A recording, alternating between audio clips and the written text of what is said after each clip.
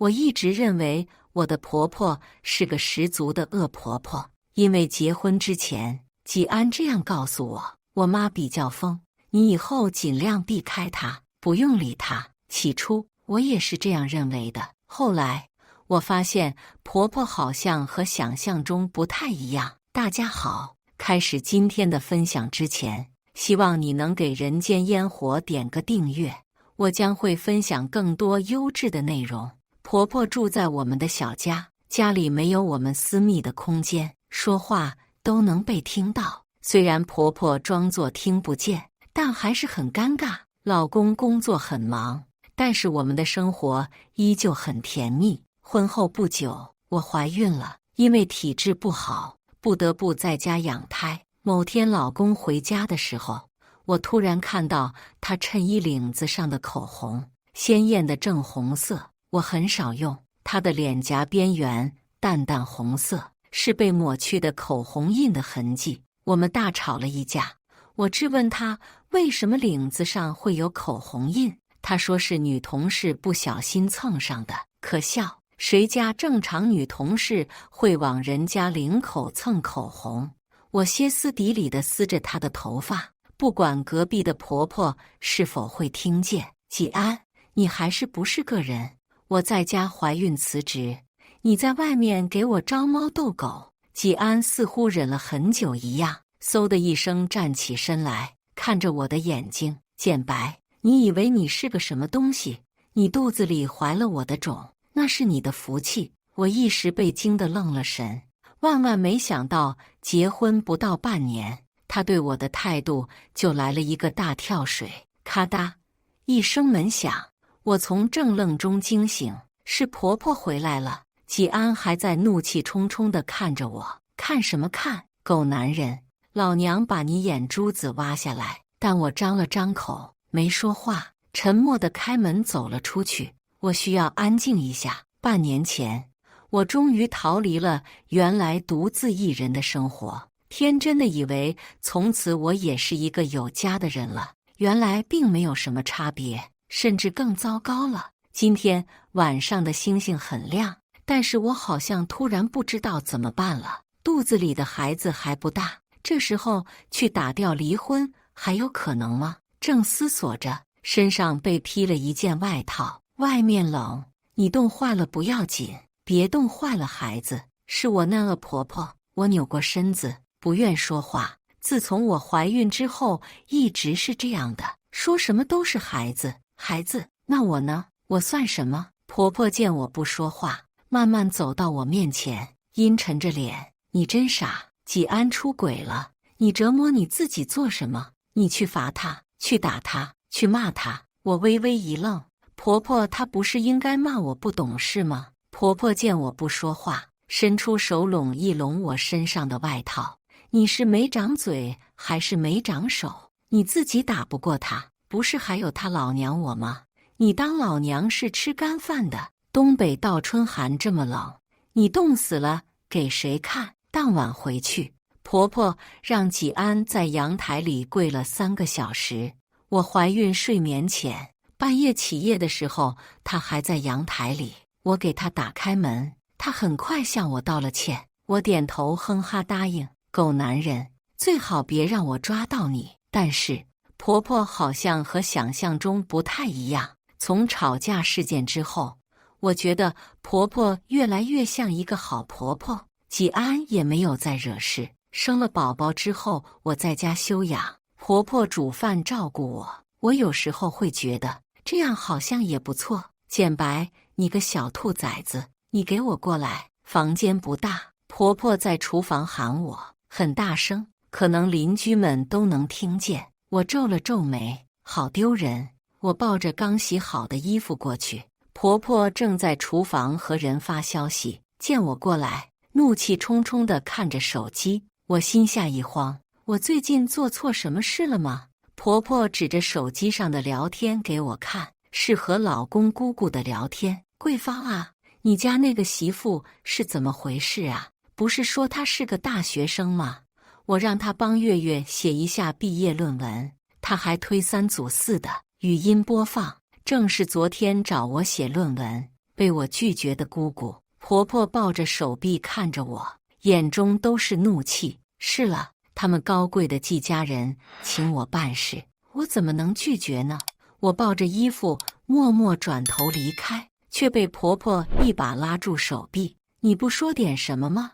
我心中实在气愤，一气之下直接挥开婆婆的手，指向还在播放姑姑碎碎念的手机。他们自己的孩子连毕业论文都不会写，还毕什么业？婆婆眉毛一挑，一会她要过来，你自己去说。我沉默地点点头。不多时，家里的门被敲响，门外来的人正是姑姑。姑姑一进门就开始拉着婆婆的手话家常，我默不作声地给他们端水果。桂芳啊，你听我说，这媳妇可不能惯着，咱们老季家的孩子请她帮忙办事，她哪有推脱的理呀？这媳妇还是要管着，实在不行就打。婆婆从果盘中拿个橘子塞给姑姑，姑姑接过来放在手中，并不拨开，嘴上不停地说话。我低头冷笑，凭什么我莫名其妙给人家付出？有病！什么乱七八糟的狗东西，跑到我家来教育我！婆婆脸色不愉，斜眼看着我，那头姑姑却说得更起劲了：你得给她立立规矩，这样像什么话？这媳妇惯多了，还不骑到你头上？我心中冷笑，真以为是婆婆想训我。现在我婆婆是什么态度，我还看不出来吗？磨磨唧唧，耳朵都快磨出茧子来了。姑姑，我拿你当姑姑，和你说的委婉一些，你怎么听不懂话呢？大学生的本科毕业论文都写不明白，甚至还需要找人代写。我看你家月月别毕业了，毕业了也没什么能力，25年了，第一次这么直接和人说话。我的心难以抑制地砰砰直跳。姑姑听了我的话，面目瞬间扭曲地站起身来，一根手指死死地指着我：你个小兔崽子，给你脸了是不是？找你写毕业论文那是你的福气，你再说一遍试试。他随手抄起桌上的一个苹果，竟是要直接向我砸来。啊！一声惨叫过后，姑姑捂着发红的手臂，不可置信地看向婆婆。是了，我的婆婆确实是个恶人。小桂芳，你有病啊！我给你教训儿媳妇，你竟然拧我手臂！婆婆一声冷笑，夺过她手中的苹果，嗖的一声砸向姑姑的肚子。别以为老娘近几年不和你们吵了，就是老娘好欺负了。当着我的面打我家媳妇，谁给你的脸？姑姑面色狰狞，恶狠狠地指着我：我帮你，你还狗咬吕洞宾，不识好人心，你就等着他有一天爬到你头上去吧。我们家的家法用你来立，你有这功夫，不如看看你姑娘到底是遗传了谁，又蠢又笨，连毕业论文都写不出来，还想让我们家小白帮你们写？笑话！我们小白工资时薪几万块，你拿钱啊，给你写你那破东西，老娘都嫌你晦气。婆婆步步紧逼，姑姑吓得一步一退，直到把她赶到了门外去。砰的一声，房门狠狠关上，门外传来姑姑气急败坏的怒骂：你们给我等着！婆婆转过身来，拍拍我的肩膀，颇有一些语重心长的意味。儿媳妇啊，有的话你要自己说出口。今天做得很好，妈给你加鸡腿。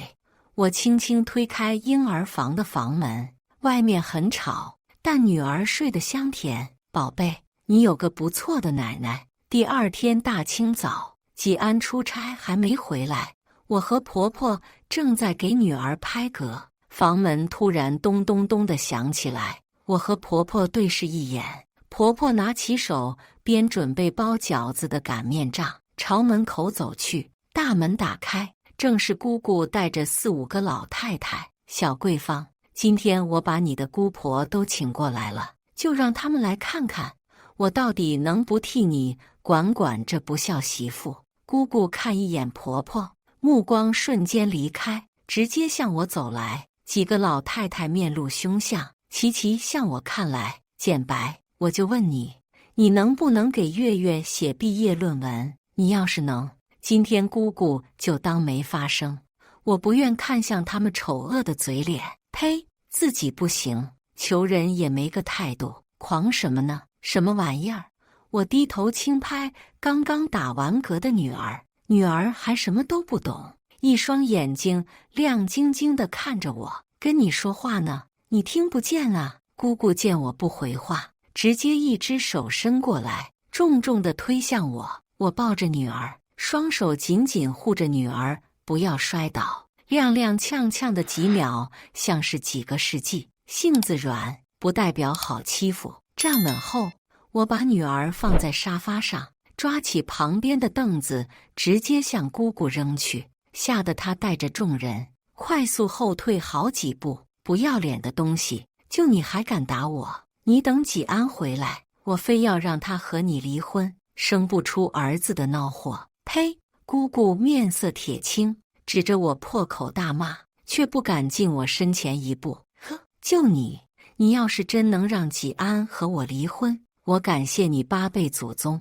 婆婆沉默不语地走进厨房，姑姑见此面色稍缓，看向厨房。桂芳啊，你得知道，做了老纪家的人，你就得守老纪家的规矩。这儿媳妇，这次我帮你管了哈，不用客气。姑姑还在兴致冲冲地耀武扬威，我却看到了婆婆背在身后的菜刀。没有自知之明的东西，老娘管你是小姑子还是大姑婆，都他妈给老娘滚出去！你再推我媳妇试试，你再推！婆婆右手握着菜刀，左手一下一下用力，把姑姑推出门外。但这次她并没有关上门，而是继续向前走。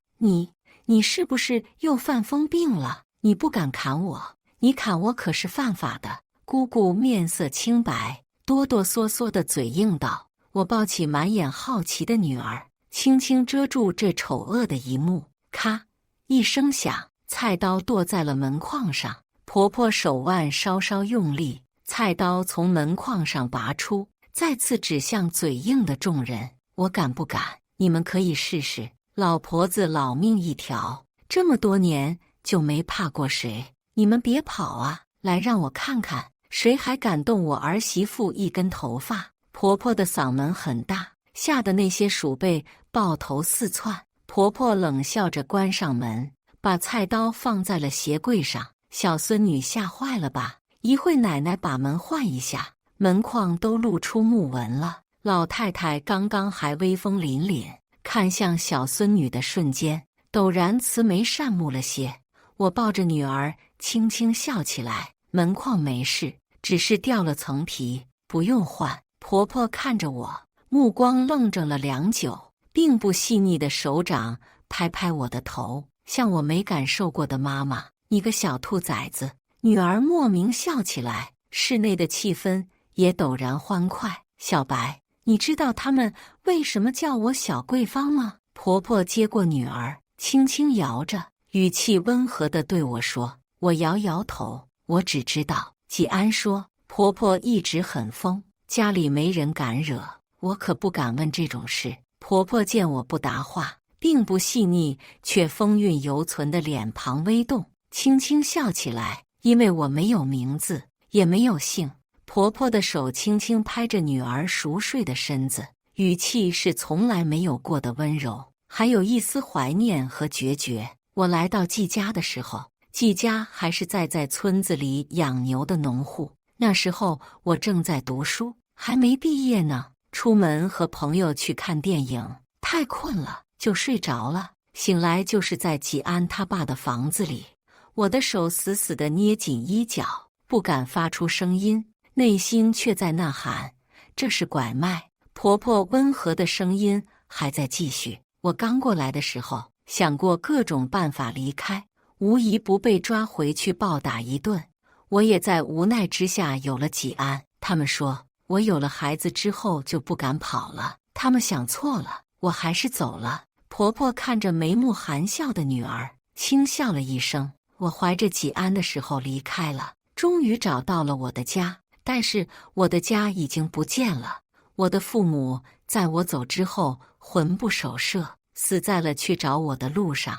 我沉默地看着婆婆，她沉浸在回忆里，语气却云淡风轻，好像那并不是发生在她自己身上的事。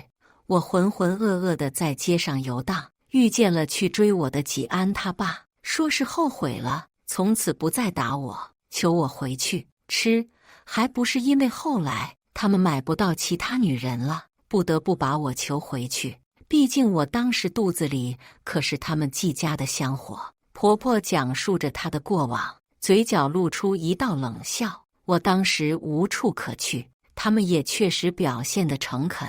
想到肚子里的孩子，我还是跟他们回去了。但是回去之后，他们竟然试图用铁链把我锁起来。婆婆双肩颤抖，似乎想起什么极有意思的事。她突然抬头看向我的眼睛，你知道我如今在季家的自由是靠什么换来的吗？我摇摇头，我确实不知道。代入一下自己，我可能会疯了。婆婆似乎看得到我心中所想，笑起来。我确实是疯了，我不疯，他们根本不怕我。老婆子我这辈子最趁手的武器就是一把菜刀，我用菜刀砍得他们不敢靠近，砍得他们双腿打颤，也砍得纪安他爸不敢招惹我。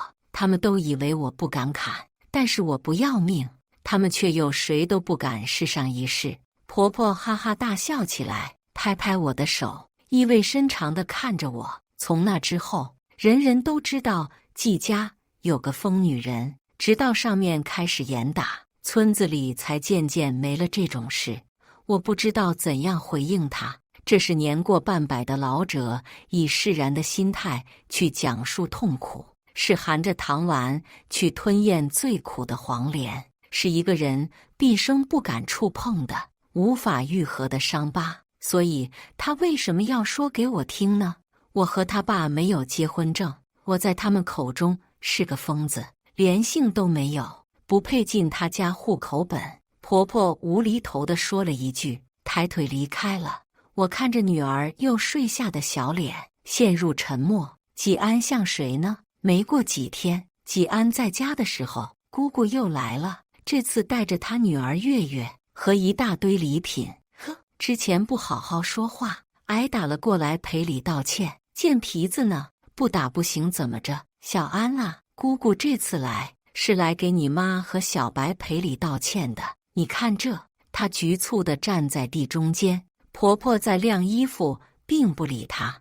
我抱着女儿轻轻哄睡，纪安一把拉过我，到底发生什么事了？我最近和婆婆学的，胆子大了许多。我知道纪安私下里说我泼辣，但我不在乎。我斜眼看向他，我忙着哄女儿呢，你问妈去。纪安看看婆婆，又看看我，一咬牙接过我怀中的女儿，交给刚走过来的婆婆。婆婆意味深长地看我一眼，抱着女儿回了房。婆婆一走，纪安的大男子主义又开始摆谱，说吧，什么事？哦，好恶心。结婚之前谈恋爱的时候，怎么没发现他这个样子？这不得问问姑姑吗？前几天带着3、4个姑婆上门，怒气冲冲地找我算账，非要妈发了火才能走。姑姑尴尬地干笑2声，拉着旁边的女孩，对我一个又一个的鞠躬。纪安迅速扶起2人，怒斥我道：“姑姑来了咱家，就是我的客人。你平时娇惯也就罢了，对客人怎么？”未待他说完，我不耐烦地翻了个白眼，起身离开。烦死了，真想离婚。可是孩子……咔嗒一声门响，婆婆开门出来，纪安的话也停住。原本嚣张的大男子主义气焰瞬间消失。我心下冷笑，什么垃圾东西，又怂又爱装。我是瞎了吗？看上这么个东西来干什么？说吧。我们全家在这洗耳恭听。婆婆抱着手臂，居高临下的看向沙发上的姑姑母女，须臾又笑一声补充道：“当然，除了你那残废哥哥。”我心中更是想笑，不禁转过头，掩藏起面上笑意。不出所料，得了婆婆一记眼刀。婆婆的强大威压之下，姑姑终于哆哆嗦嗦地说出了事情原委：“小白，你去看看女儿吧。”季安看着我，面色淡然道。我转过身进了房间。这种道歉环节最讨厌了。既然他们已经表示出歉意，我才不愿和他们来回推脱。道歉可以，接不接受是我的事；道歉可以，接不接受是我们的事。我刚一关上门，就听到客厅中传来季安的声音，我心中勉强放松。季安虽说混蛋，倒也还算分得清里外。可恶的好奇心作祟，我继续趴在门边偷听他们讲话。除非月月是季安的声音，声音比较小，不太听得清。季安，你疯了？是婆婆，老娘把你拉扯这么大，就养成你这么个猪狗不如的东西，你还有脸说？但凡你读的一本书没进狗肚子去，你都说不出这话来。啪啪，像是打巴掌的声音透过门缝，打巴掌的声音、辱骂声、哭声混成一团。我的女儿还在睡觉，甚至嘴角微微勾起，应该是做了什么美梦。宝贝，妈妈会给你最好的成长环境。外面终于恢复安静的时候，我推开了门。婆婆满面怒意地看着季安。季安坐在沙发里，面色铁青。姑姑和她的女儿月月抱团瑟瑟发抖。我向月月招招手，示意她过来。那3个人的事情不应该和一个孩子扯上关系。季安却把她一把拉住，眼睛死死地盯着我。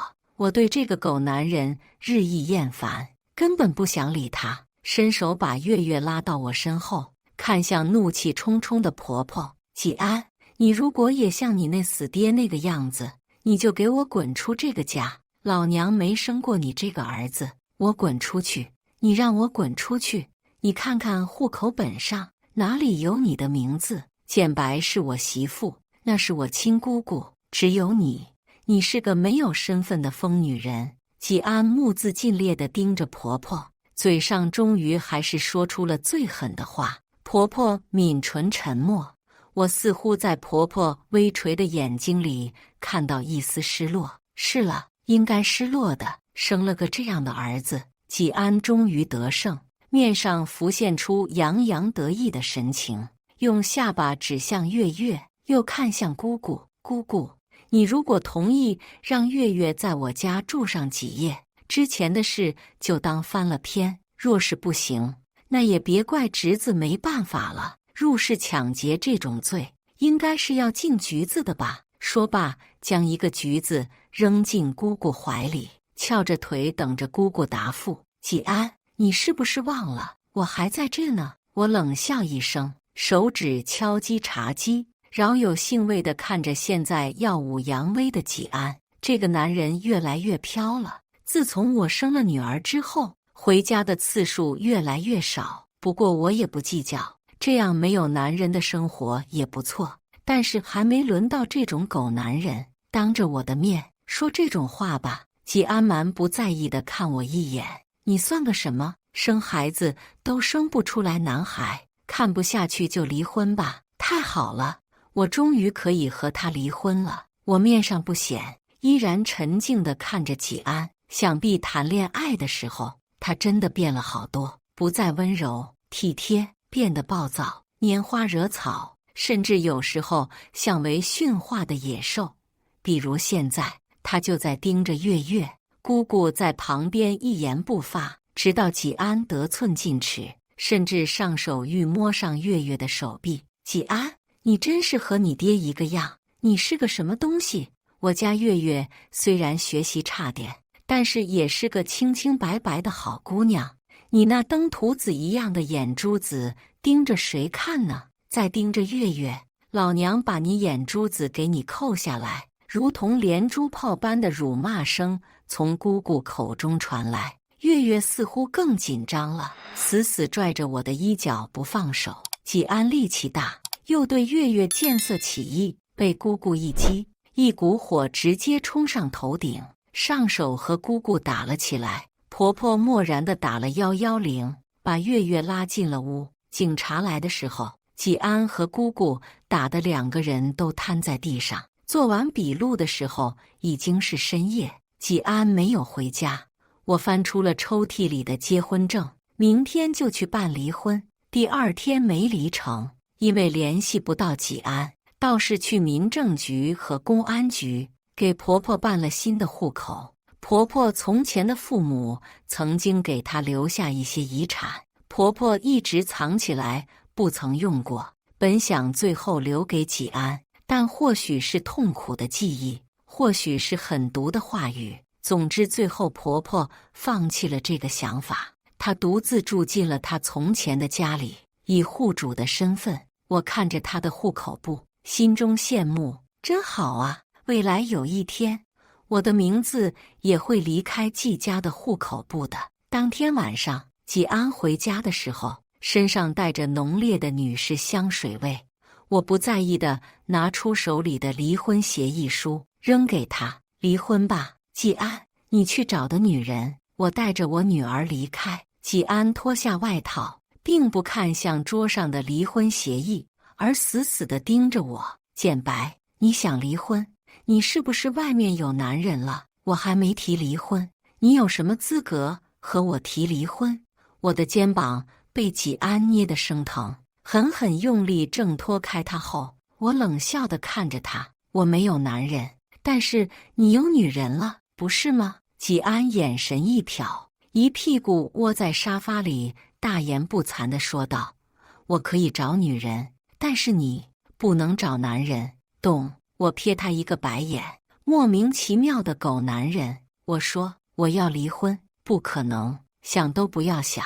现在有冷静期1个月，这样我陪你玩个游戏。”纪安缓缓坐直了身体，那个道貌岸然的样子让我恶心。“明天我陪你去民政局申请离婚，1个月后，如果你能说服我去办离婚证明，那我就放你自由。如果你不去呢？如果我不去，那你这辈子也别想提离婚。家里准备一个房间，我往回带女人的时候用，外面酒店太贵了。”纪安手拄着下巴，若有所思。我差点没笑出声。还有这种好事？更好笑的是，竟然连和人家出去酒店都嫌贵，要在家准备房间，这叫什么？诡计多端的穷男人。第2天，纪安痛痛快快地和我去了民政局。婆婆在家里带女儿，回家之后，我小心翼翼地把申请书放在女儿的小枕头下面。这将是我送给女儿的礼物，一个没有暴力的、价值观正确的成长环境。婆婆拉着我坐到旁边，忧心忡忡看着我。纪安和他爹一个模样，发起疯来不管不顾，还打人。妈尽量白天在家里陪你，晚上妈走了之后，你自己要小心。实在没胆子，也不必和他硬抢，且先顺着他，离了婚就好了。我安抚地拍拍婆婆的手，真有趣。本以为嫁进来之后最大的威胁，反而成了我的保护伞。本以为的幸福和温存，结果都是假象。离婚申请办完没几天，我就找了个不错的工作，很高兴在离婚之后也有收入。还没到1个月，纪安就开始带女人回家了。他们去次卧，我和女儿在主卧，一晚上就走。我当他是生活作风不怎么样的合租室友。直到有一天，我下班回家的时候，看到家里房门开着，纪安坐在地上，面色颓废。我快步走进卧室，掀开女儿的小床，女儿不见了。我一个巴掌直接扇向纪安，他做什么我不管，我女儿怎么能被他搞丢呢？疯老太太去找了，我真不知道她是看中了女儿，顾不上纪安的碎碎念。我快步向最近的警局跑去，这条路怎么这么远？怎么这么远？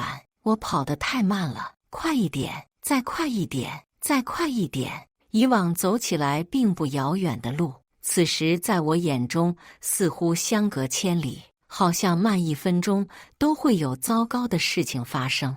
我的脑子里全部都是女儿小小的模样，她哭了怎么办？她饿了怎么办？她会不会挨打？终于到了警局门口，报案、问询、笔录，一气呵成。我的精力好像全部都抽调过来，只要能找到女儿，我再熬多久都可以。警察说接了这个案子，并且正在调查中，让我回家耐心等候。第1天，婆婆没有回家，纪安也没有回来。第2天，婆婆没有回家，纪安回来了，小心翼翼地独自在隔壁睡下。第3天，婆婆没有回家，纪安带了个女人回来。我看着谈笑风生的女人和纪安，心中一股火气骤然升起，搬起板凳就向纪安砸去。那女人吓得到处乱窜，一溜烟离开了我家。纪安力气很大，想制住我，但这时候的我哪管那些，手边有什么就砸什么，乱七八糟的东西都向纪安砸过去。我砸累了，纪安也累了，我默默去女儿枕头下面翻出了离婚申请。走吧，去离婚。我的语气已经没有波澜，我对于纪安早就没有了任何幻想和期待，离婚是必然的。这个狗男人不配我给他分去一丝丝关注。第2天从民政局出来的时候，才发现地上的冰雪已经开始融化了，春天快要来了。上一个春天，我怀着孕和纪安吵架，我哭着跑出去。那天我认识了新的婆婆，婆婆和女儿一起失踪了。我有时候会天真的想，会不会婆婆追上了那个坏人，正在想办法把女儿带回来呢？握着手里的离婚证，我一时不知道该哭还是该笑。我终于离婚了，但是我把女儿弄丢了。警察找到我的那天，我在婆婆的房间里整理衣服。是的，离婚以后，为了不再看到纪安那张脸，我搬进了婆婆住的房子。她一直都给我留了一把钥匙，像妈妈一样。警察说孩子可能找到了，让我去辨认。我心中陡然一慌，辨认是什么意思？出什么事了吗？下楼梯的时候，我的手和腿都在抖，几个踉跄，差点没摔到地上。幸好旁边有个小女警察扶着我，小女警的侧脸有点熟悉，但我没有心情想这些。我的女儿，我的女儿，妈妈希望你活着就好，活着就好。到警局的时候，我被送进了一个单独的房间，我好像等了很久，又好像没等多久。有人轻轻敲门，进，我可以听到我自己的声音都在微微发颤。我的女儿失踪了3个月，她还那么小。门缝轻轻被推开，门外露出一张熟悉的脸，是婆婆，是婆婆回来了。那是不是我女儿也一起回来了？婆婆手上空空，没有孩子。我一屁股又坐回去。婆婆见我一副颓丧的样子，脱口骂道：“小兔崽子！”我闭上眼，靠着婆婆的肩膀，2行眼泪抑制不住地往下流。我不敢问，不敢问孩子在哪，也不敢问孩子怎么样。我害怕听到那个不好的答案。孩子在接受检查，不用担心。婆婆拍了拍我的头，我嗖地坐起身，眼神瞬间发亮。女儿还活着，女儿过得不错，她还那么小，她有好几天才1周岁。她短短的1岁中，有整整3个月不是在妈妈身边度过的，是我没照顾好她，这不能怪你。警察同志已经找到了那个团伙，这时候应该也找到纪安了。对，还有纪安，女儿受罪的罪魁祸首，还有一个纪安。我张了张口，发现自己的喉咙说不出话。婆婆安抚地拍拍我，给我递了一口水。不就是想问孩子这3个月过得怎么样吗？我给你讲。我双眼发亮地点点头，知我者婆婆也。我追着那个女人，一直到了附近的一个村庄。村庄里都是很小的孩子，或者10几20岁的女孩，她们守卫很严。我扮成了应聘的保洁老太太，在那里待了一段时间。婆婆的手抚摸着我的头发，干燥又温暖。不过我演技不行，很快就被发现了，然后被扔到那群人一起。他们会给小孩子吃只兑了一点劣质奶粉的米汤，大人则是吃很稀的米汤。和我当年很像。我手心不自觉地攥紧。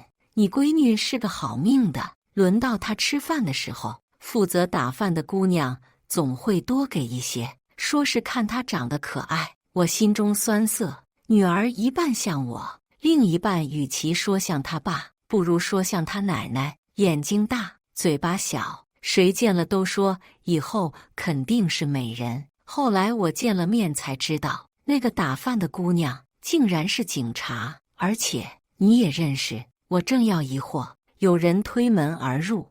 我的女儿换了一身白色的新衣服，正笑着看我。小孩子记忆短，我还担心她会不会认不出我。我抱过女儿，眼泪更是如决堤一样忍不住地流。小白，别哭了，快来谢谢人家。良久，婆婆拍拍我的背，指向不远处的女警。泪眼模糊中，我看到那似乎正是去家里通知我的女警。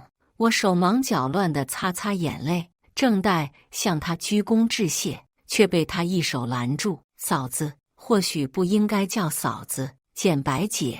我目瞪口呆地抬头，面前的人竟然是月月。简白姐，你不用谢我。之前的毕业论文是我妈看我弄得不顺利，背着我联系你，想找你帮忙，结果不小心搞的。月月有些不好意思地挠挠头，发出2声干笑。不过后来去道歉的那天，真的很谢谢你，谢谢你把我拉在身后，谢谢你教会我拒绝，谢谢你教会我怎么说不要。月月的目光郑重，双眼中满是感激。我也愈发热泪盈眶，眼泪止不住的掉。行了行了，你俩别鞠躬了，一会趴地上去了。走，咱们下馆子庆祝一个。婆婆搂过我们2人的肩膀，声音响亮。我和月月对视一笑。好，女儿回来后，我和婆婆商量，既然已经和纪安离婚了，我现在也是独立户口了。小兔崽子，你又有什么歪主意了？快说，别耽误我做饭。婆婆瞪我一眼，手上洗菜的动作不停。妈，我想带你孙女和你并户口。咚的一声传来，